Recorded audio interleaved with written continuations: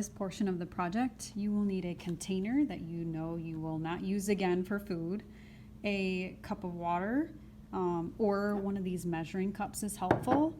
You need glue, and then if you have wax paper, I set my animal on wax paper because the sticky glue will not stick, like your animal won't stick to the wax paper even when it has the glue on it. And then you need to start ripping up some thin pieces of newspaper. Like this is too thick. You'll want them pretty thin, and you'll be eventually ripping these down even smaller. Also, a spoon is helpful for stirring your glue water mix. For the mixture, you're going to want to do a cup of water and then a cup of glue. So this is just regular like white glue you can use. If you have a glue bottle, that's fine. But it just has to be 50-50. So you might not use a cup. It might be smaller if it's just you, but just 50-50 of your mixture. And then this mixture is probably the consistency of, I don't know, all I can think of is like Go-Gurt or maybe like a Naked Juice. So you don't want it too thick, but you don't want it too runny, but just a nice mixture. And then you can use that spoon to mix it up. Mine has little pieces of newspaper in it. You don't have to have that. It can just be the glue and water mix. I'm all set up here and I'm gonna try to do one layer all the way around. Now it will take a little bit of time between layers. So you'll do the whole thing, kind of let it dry for a little while, and then you can continue working on it again.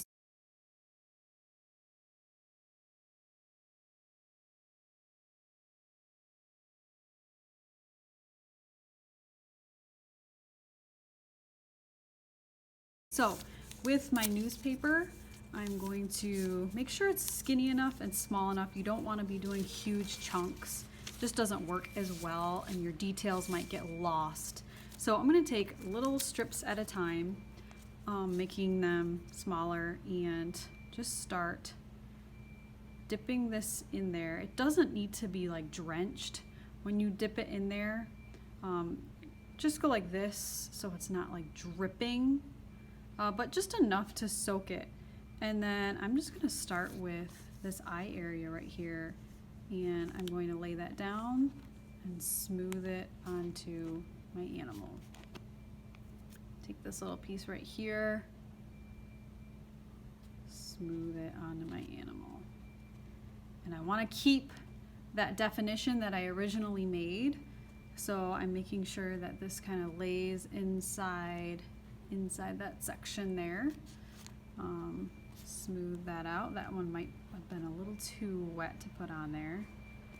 And I'm just going to continue doing this all the way around, just making sure, and what this does is it just smooths out some of these areas, makes it stronger as well. So this is like our strong outer layer before we add paint. So again, the whole point of paper mache is it creates an even surface. So you can see how uneven this is, these areas that I haven't put the glue water mix on, as opposed to this side where it's very smooth. I could paint on this and it would all be a very even surface for the most part.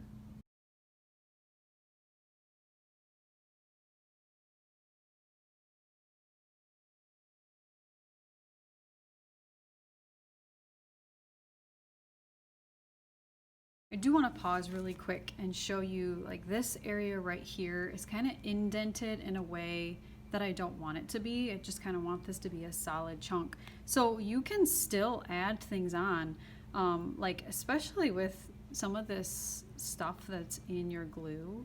It might be nice to do this, or you can ball up a piece of your strips of newspaper. You can ball this up and lay this down on the section maybe that you want more definition on, ball that up and just start layering it. So it's not too late to add definition, just a little trickier, but you can always do that.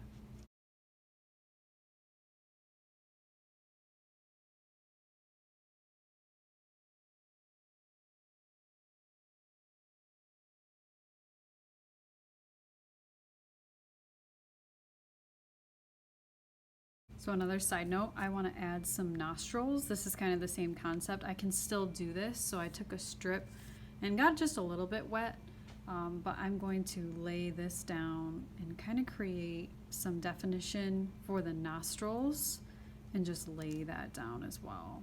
So I'll kind of build up around that so that I can have a little place for a nostril.